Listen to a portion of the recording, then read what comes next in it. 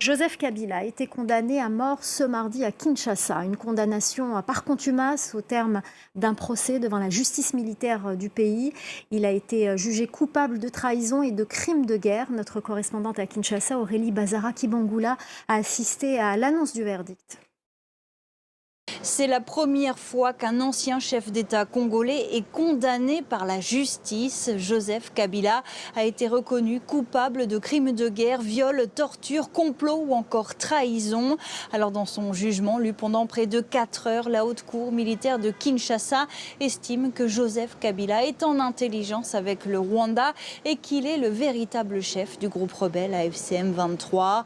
L'ancien chef d'État est condamné à la peine de mort et a versé plus de 30 milliards de dollars de dommages et intérêts à l'État congolais et aux provinces du Nord Kivu et du Sud Kivu.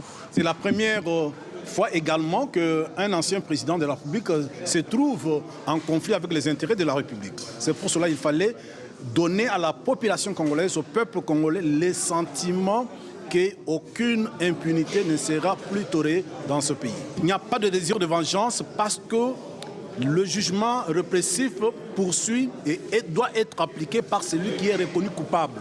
Et donc, il n'y a pas d'autre coupable à ma connaissance. Mobutu ne s'était pas mis dans la posture de Joseph Kabila. Laurent Désiré Kabila ne s'était pas mis dans cette posture.